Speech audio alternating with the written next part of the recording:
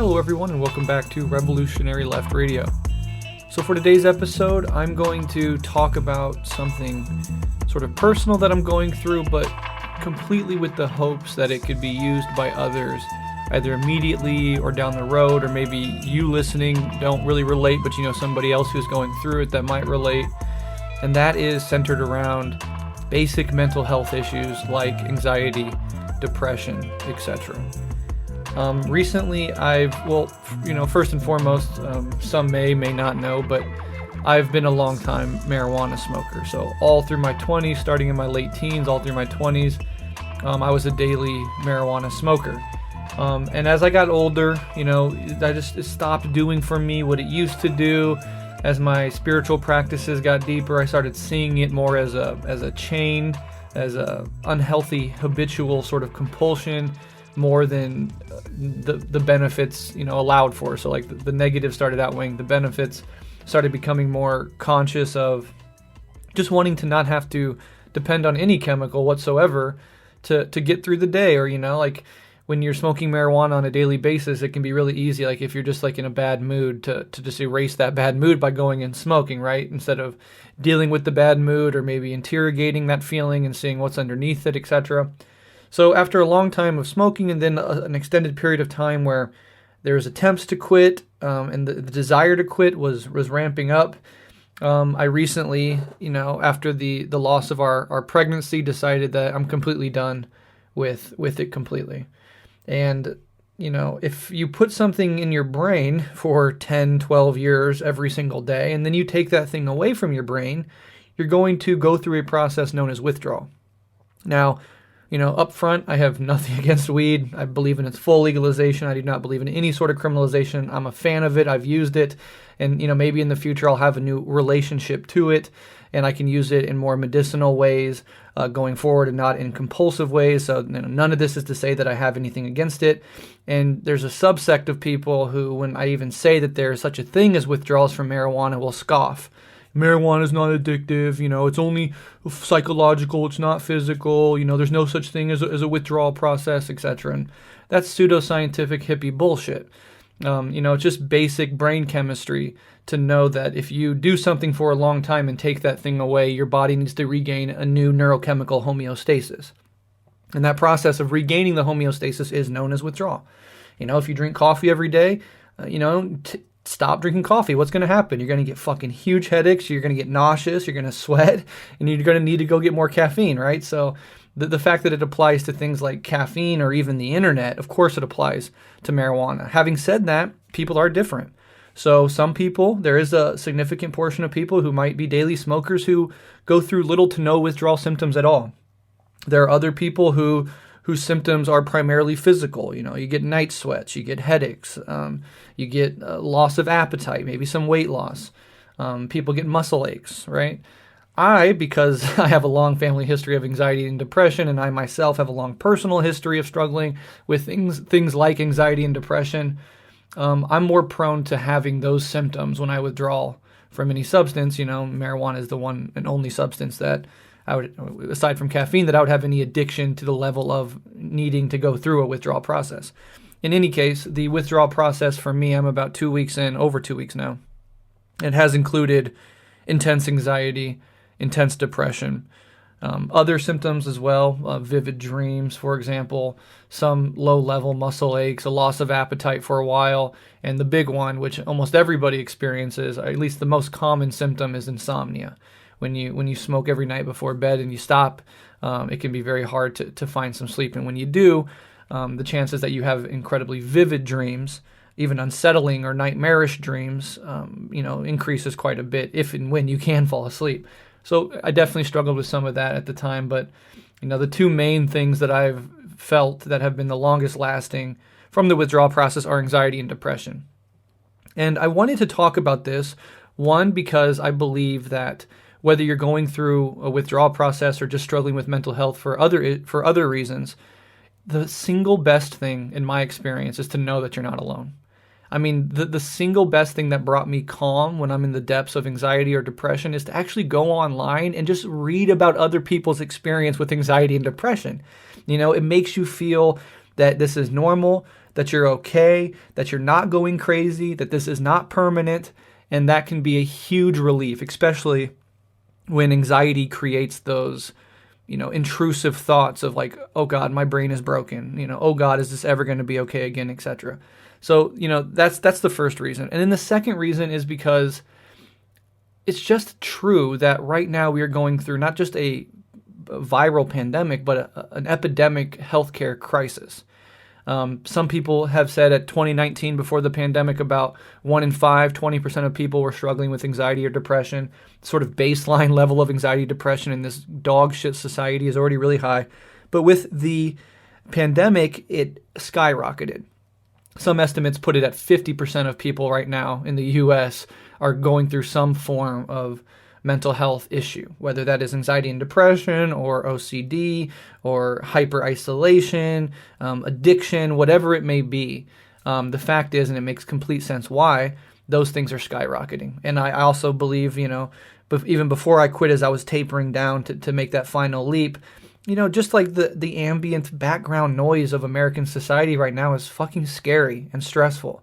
We have a pandemic. I mean, every time you go out, your body is now in a new state of alert. Even if you don't feel anxious, your brain is scanning for threats. How close am I standing? Why is that asshole not wearing a mask? Don't get close to me, etc. Puts the mind and the body under pressure. And then you have the political situation, insurgent fucking fascism, climate instability, not knowing what the future is going to be, not having access to healthcare. So if you do have mental health issues, most of us don't. I still don't have health care. I lived my entire adult life with no health care whatsoever, and still to this day that remains true. And I remember in my early 20s when I was incredibly low income, making $15,000 a year, $20,000 a year with a daughter. How hard it was to afford gas, let alone insurance for fucking healthcare. So I remember, swaths of my 20s, years, probably altogether a couple years of my 20s in which I was going through extreme mental illness and had no recourse to anything. No therapy, no medicine, couldn't talk to a doctor. And I suspect that's true for millions of other Americans. And it's absolutely fucking barbaric, but because so many people are going through it, I wanted to put this out there just as something to relate to. I'm not going to necessarily, say anything incredibly groundbreaking or have some brand new insights or anything like that. I mean, most people understand that these are issues that a lot of people struggle with, and whether, again, it's through a withdrawal process or it's just normal mental health issues, or, you're struggling with addiction, or maybe in the future you'll want to get off a drug, maybe alcohol or marijuana or something even harder. And maybe you could revisit this episode just to hear the voice of somebody that you hopefully trust talk about their own experiences, because I found that to be incredibly helpful for me. And so, I want to turn around and at least turn my suffering into something that can help others. Because aside from this withdrawal process, it's just something I've struggled with my entire life. I've been, in-house hospitalized in a psychiatric ward in my late teens for depression, and so I'm sure that some of you who have been longtime listeners of Rev Left have probably heard some of those stories from my life. So it's something that I'm familiar with. So today I'm just going to talk about this withdrawal process, and hopefully, put it out there. Some people will not find it helpful, or it won't relate to them at all, and that's fine. Maybe somebody is struggling with it. Maybe somebody wants to quit marijuana, and there's going to be that process. And a lot of people, because of the misinformation out there about marijuana, they don't think it's a real thing. And so all of a sudden you stop smoking, and you wake up drenched in sweat, having vivid nightmares, and you can't eat anything, and you have this deep, dark depression, and you're like, what the fuck is going on with me? Just knowing that this is a normal process, I think, can do a lot of help. So I'm putting that out there in that spirit. So let's talk about the withdrawal process itself from marijuana, but always keep in mind that the things I'm going to talk about can be extrapolated beyond just this withdrawal process. But the withdrawal process for marijuana, it's different for every single person. Some people don't have it at all. For me, I was a long-time daily smoker, so, that sort of smoking, is going to generally have a 2 to 3 week withdrawal timeline.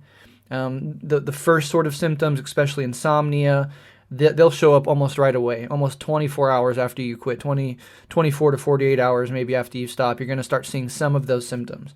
And then if you're prone to anxiety and depression and some of these other things, you're going to have that start to creep in after a couple days. And a lot of the timelines have it peaking around 10 to 14 days.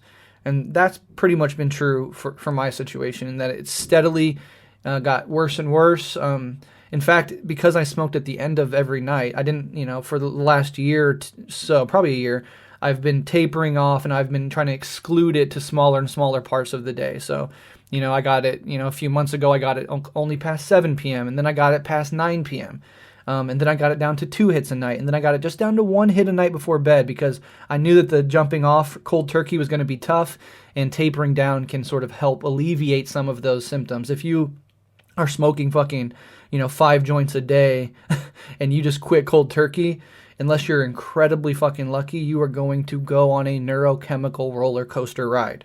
And so tapering down can be very helpful. I've tried to quit cold turkey in the past without tapering, and it is, from my experience, much more difficult. So if you are thinking about getting off any substance, tapering is certainly the way to go, even if it's something as relatively benign as marijuana or coffee. So let me just throw up some of the symptoms, and I'm going to look these up really quick just so I can cover all of them, even the ones that I don't have. And you can go actually on YouTube, and there's like a whole community of people who talk about this stuff, and it's actually very helpful. And when I was in the withdrawals of my anxiety and depression, I would just go listen to other people talk about specifically their withdrawal, experiences, and it helps eradicate my anxiety at the time, just to know that I'm not alone. So some of the symptoms are diminished appetite, mood changes, definitely irritability, outbursts of anger, sleep difficulties, including insomnia, headaches, loss of focus, a general foggy feeling in your brain, your memory is not as good, etc. Cravings. So with any withdrawal process, cravings are going to be there. If you're getting off of marijuana and going through shitty symptoms, you can solve the symptoms right away. Just go smoke. Boom, the anxiety's gone, the depression's gone, but you've also relapsed. And so whenever you're going to do that process, you're going to start that process all over again.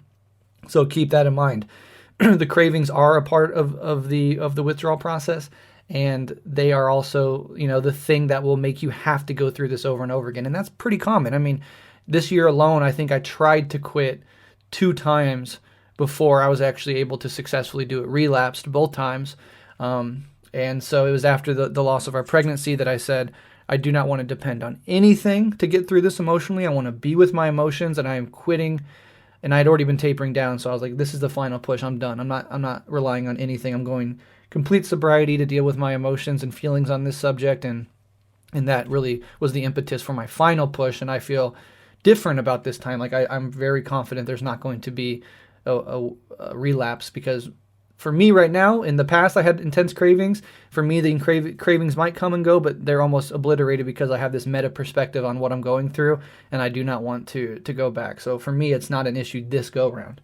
Other symptoms include sweating, including cold sweats. The first time I tried to quit earlier this year, I would have very vivid dreams, wake up, like almost like when you have a fever and you like sweat so much that you like your sheets and pillow are damp. That's pretty common.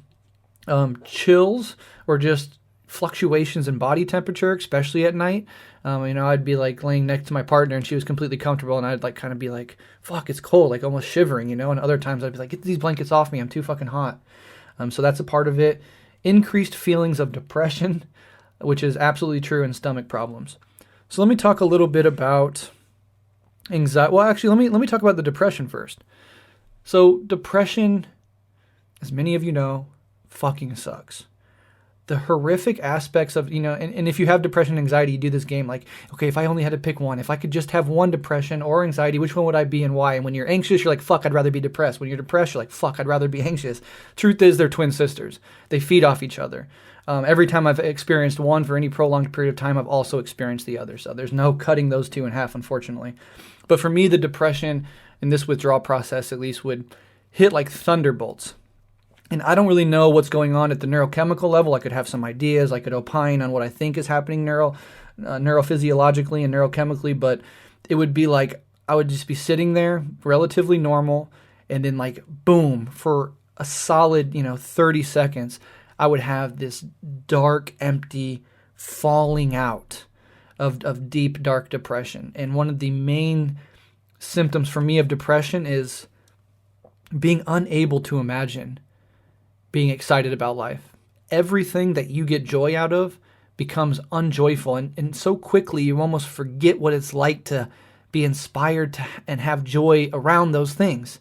And it's like this, it feels very scary because for me, it hit hard and it goes away pretty quick and it settles back into a more mild version of depression. But when it hits, like I thought, like, fuck, if I had to be, in this intensity of depression for any prolonged period of time, I could completely understand people being like, I just want the fuck off this train, in the most existential of terms, because it is a hollowing out of everything that makes you happy, everything you're looking forward to in life, and it is fucking terrifying because of that. So then that would basically settle into something more mild where, okay, I'm not losing my absolute mind. I'm not as scared as the thunderbolt of depression, but it's like everything is gray. I don't have anything to look forward to. I can't imagine being happy. And then also self-doubt creeps in. Like, why do you have your fucking show? Like, those negative thoughts, like, you don't deserve it, or like it's going to go away tomorrow. And what do you really have to offer anybody? And so those feelings can be, that little negative voice in your head, fuck. And I'm a longtime meditator and stuff, but like it doesn't eradicate you going through this stuff. I'm by no means like some high achieving, enlightened being or anything. I have the practice, but it's very hard to maintain the meditative practice of being present with what you're feeling when what you're feeling is so fucking horrible. And you want on every level of your being to squirm out of what the fuck you're feeling, not sit there and be with it in some, more enlightened way. Like it's incredibly difficult. And that's also why if you're into meditation, you really do want to set up a momentum to the meditation before a bad crisis hits, because you can't start meditation or restart your practice in the midst of a crisis. It's incredibly difficult. But one thing you can do, and one thing I am able to maintain through my practice, is a background sense of compassion for myself. So when those negative thoughts come in, when I feel I'm fucking suffering, there's a part of me that standing back in my awareness, and almost like I picture it this way, as like I'm holding myself, like cradling myself, like patting, rubbing my own back, like it's okay. Like, you're going through a tough time, buddy. Like almost being able to be your own soother is something that meditation has given me. And it really does help take the deepest sort of edge off of the darkness of it, particularly around beating yourself up when you're already depressed. Being able to intervene in that process and be like, yeah, I feel like fucking shit and this is horrible, but I also don't need to kick my own ass while this is happening. And that at least is something that I've been able to pull out of my meditation practice, and it really does help.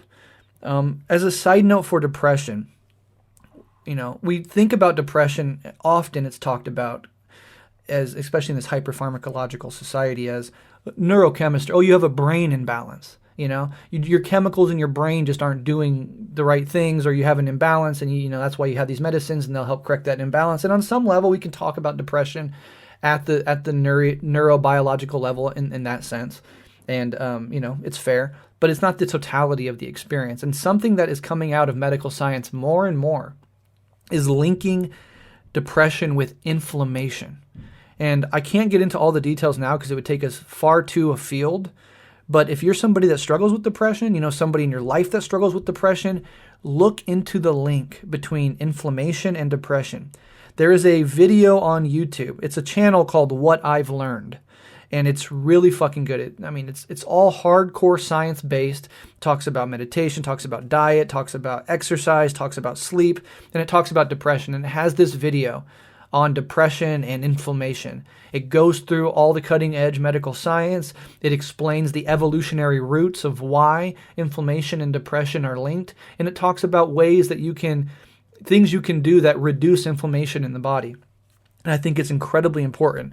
One of the cycles of depression is that you're depressed, so you don't want to get up and do anything, so you stay in bed, you eat like shit, you get more depressed, etc. And that really does have a solid fucking link with inflammation. When I understood depression as really connected to inflammation, I got a much better understanding of depression and how I can push back against it.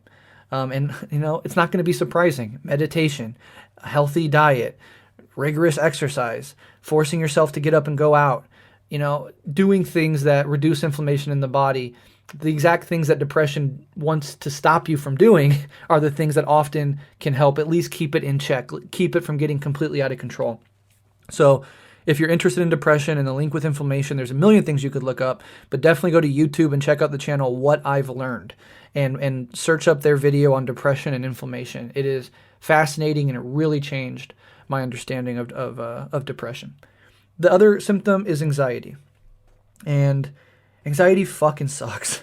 If depression makes you feel like everything is gray, there's no hope, nothing will bring me happiness or joy or excitement in life, anxiety is your body in fight or flight mode. This trembling, fearful, like what the fuck is happening, racing thoughts, negative thoughts as well, but they're always like melodramatic, like, what's wrong with me? Is this going to keep going on forever? Oh shit, is this other thing connected to this? Or this chest pain, am I having a heart attack? Or am I just anxious? Let me search anxiety symptoms. Okay, this says chest pain is normal, so this probably means that it's just anxiety and it's not, those loops of anxious thinking are torturous. And understanding the link between the feeling of anxiety and the thoughts that fuel that anxiety is something that you can at least investigate within yourself. If you pay very close attention, anxiety, the feeling of it, for me, it is like in my sternal column. Like it's like a metal pull right in the sternum down to my stomach.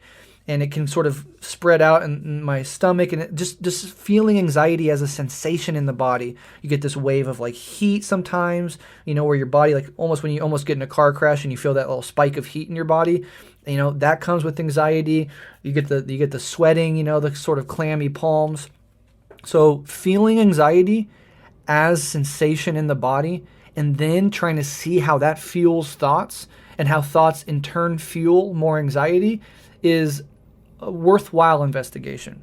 It can really illuminate some of the connections between emotions and thoughts, which we sometimes, because we're not aware of what's going on in our bodies, we're not living in the present moment with what's happening right now, we can just feel like a chaos. Like, I can't parse out where the thoughts stop and the feelings begin.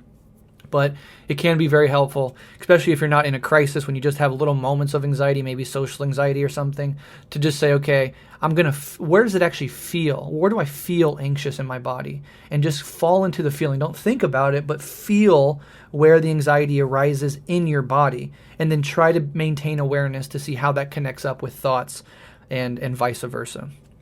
So that's just something that's helpful. Again, there's no cure. Like, one of the big situations when you're dealing with this stuff is you want to get the fuck out of it. You want it to stop happening. And, you wish there was a button you could fucking push that said, okay, now I don't feel it anymore. And I guess you could pop a few Xanaxes, but, overall, most of the time, you're going to have to deal with it. You're going to have to endure it, but you can understand it. You can use it as an opportunity to learn a bit about yourself and how you think in these moments. You can get stronger by having gone through these struggles. And as I'm going to talk about maybe as an ending in a little bit, how you can turn your own suffering into compassion for others. But before we do that, I want to talk about how anxiety manifests in the dreams, because as I said earlier, with the marijuana withdrawal specifically, there is a rebound effect because marijuana, it is thought, suppresses REM sleep. So if you get high before bed, if you notice, you don't really have a lot of dreams. Sometimes dreams leak through, but for the most part, you don't have a very active dream life. And those mechanisms are not fully understood as far as I'm aware, but it has something to do with the suppression of REM sleep. And as with so many things in the body, when that chemical is taken away, there's a rebound effect. And so, without that chemical suppressing the REM sleep comes back with a fucking vengeance. And sometimes it can just be very vivid, even cool or interesting dreams. Other times it can be nightmarish. When you combine vivid dreaming with anxiety, you're going to get something like nightmares. And, that is something that I definitely struggled with the first week or so. I would wake up in the middle of the night, my heart fucking pounding out of my chest, thoughts racing. I'm like, like gasping for breath, like reach over to the water at my nightstand and just like start chugging water to try to calm down. And then it takes me like an hour to calm my heart rate down and everything till I can get back to something like comfort to fall asleep. But, and this might not be relatable to some, but for me, when I have nightmares, when I have existential dreams, my worst sort of reoccurring theme when it comes to my absolute worst nightmares is always centered around cosmic catastrophes. So in the past, due to other things, probably underlying anxiety or whatever, I would have a dream where and I remember this dream, it was many years ago, very vividly still. I was walking down the street, beautiful blue sky, birds singing in the trees, etc. And I look up at the bright blue cloudless sky, and a huge hole is ripped in the atmosphere, and I could see directly out into the cosmos. The stars, the Milky Way in the middle of day, and just this hole. And it just produced in me this rabid anxiety and fear. The world is crashing.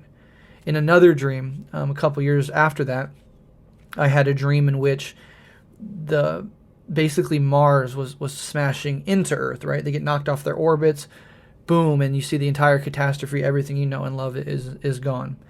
When I was younger and I was going into like, I started really getting into atheism when it really hit me like in my late teens, 20s that, like there's no God, there's nothing looking over, and that might or might not be true. I have much more complicated feelings on it now. At the time, it felt like very clear cut that there was no God or afterlife and this is just fucking nature unfolding.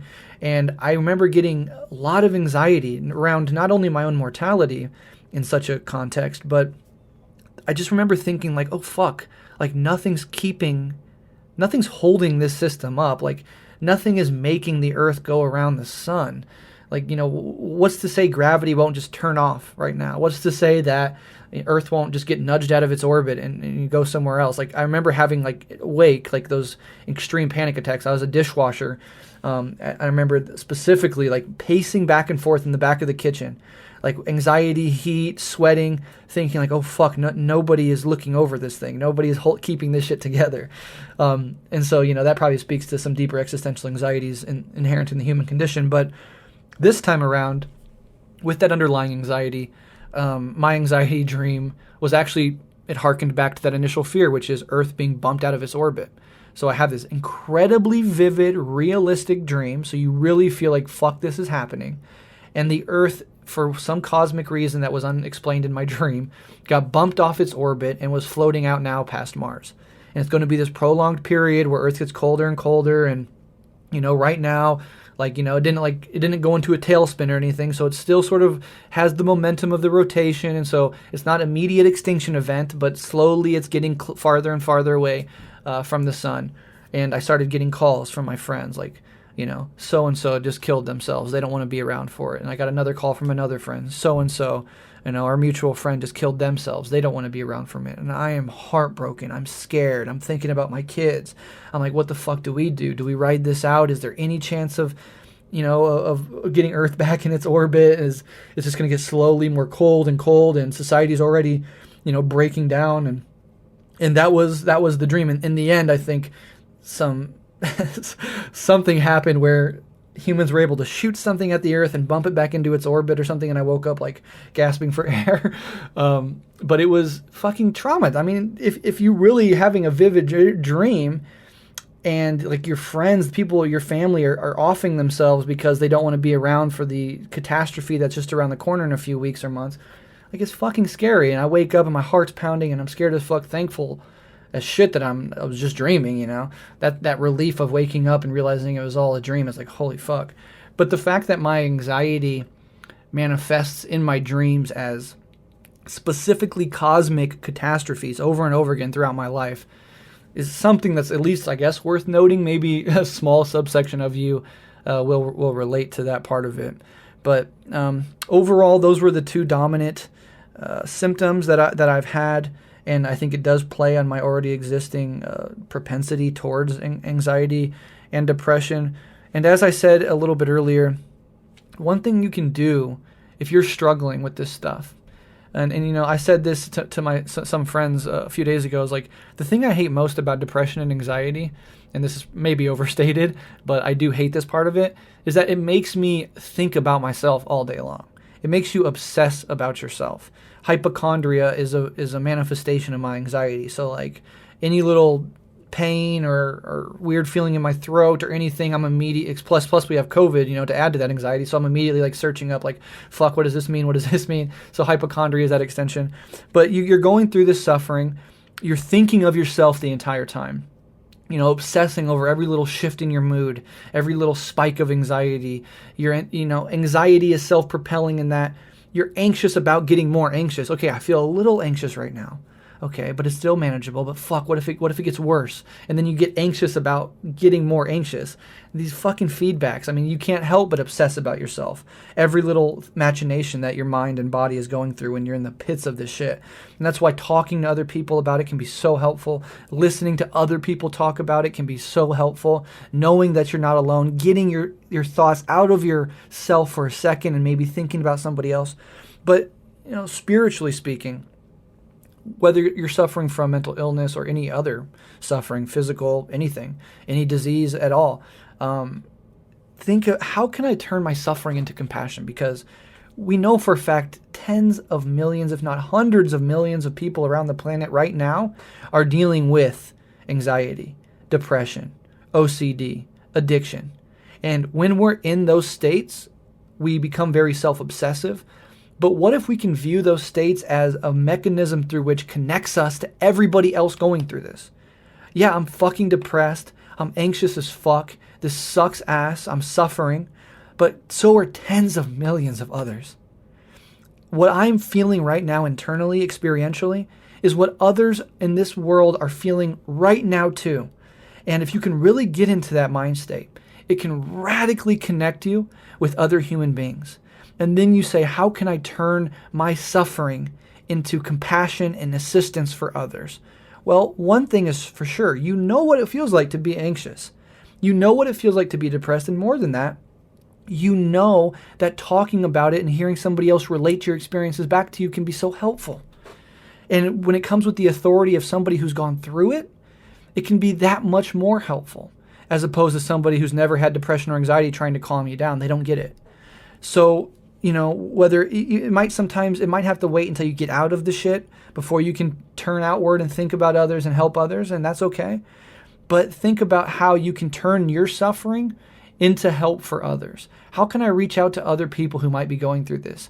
Maybe I should share my story online or in this community or amongst my friends or on my Facebook post or whatever to show people they're not alone. In fact, that's what I did this time. When I was going through this stuff, I have an Instagram, and then it's a private Instagram, like 200 people that I personally know and trust. And then within it is a close friends thing on your story. You can click, so it's like, just 70 of like the closest fucking people to me on that. And I would like basically do videos, which is just a form of like journaling, where I would talk about my experience, like this is happening, this is what this feels like, kind of stuff I'm doing right now. In part to get it out, in part to keep track of the process, and in part to let others know that they're not alone. And just the feedback, it was just 70 people. I got like 10 messages back immediately of people like, thank you for talking about this. I'm going through this as well. I was going through this and I know exactly how you feel. Keep your head up. That sort of connection can be very profound. And so, that's the motivation for doing this. Maybe some of you won't relate to any of this, but I'm willing to bet that a majority of you either can relate to this right now, will be able to relate to it in the future, or know somebody who could definitely relate to it. And what I want to say to anybody who's going through any of this stuff, you are not alone. This is not permanent. This too shall pass. Only constant in nature is change. I've been depressed and anxious dozens of times in my life, sometimes for months on end, but every single time it's ended. Every single time there's been respite. There's been a light at the end of the tunnel. And you will have that too. Do not let your mind convince you that your brain is broken, that you're going crazy, or that it will be like this forever. I promise you it won't. If anything is true about the cosmos, about human physiology, about life itself, is that change is the only constant. It's a churning soup of atoms that are constantly in motion and constantly changing. Nothing is permanent. That includes joy and happiness and excitement, but it definitely also includes depression, anxiety, fear, etc. You will get through it. Reach out to somebody. Talking to other people can help so much. Look up other people's experiences with the specific sort of suffering you're going through. On YouTube, watching them talk can be so fucking helpful. Connect with other people, and then maybe with time, try to think, how can I turn my suffering into help for others? Now, I have a fucking podcast, and I could reach out to, tens of thousands of people and put this message out there. But even if I didn't, I have nieces and nephews, some of which are entering their teen years right now, some of which are already starting to feel the anxiety and the mental health issues of becoming a teenager. I could help them. I have friends that are depressed or anxious. I can reach out to them. I can be a resource. I can be helpful to them. So it doesn't matter what your reach is, you do have reach. And even if you're completely isolated and all you have is the computer, go on internet forums. Talk to other people about it. Seek out how I can help other people. Maybe you go onto an anxiety forum, somebody, some teenagers going through it, and you can just directly respond. I've been there. You're going to be okay. This is how it was for me. I promise you it'll get better. Stay strong. Words of support. It can really fucking help people, man. It can really change, even for a little bit, somebody's sense of well-being in the world and alleviate some of the hardest edges of this torturous shit. So, with that said, truly from the bottom of my heart, love and solidarity to all of you out there. If you're struggling, I'm with you. I love you. You will get through this. Good night.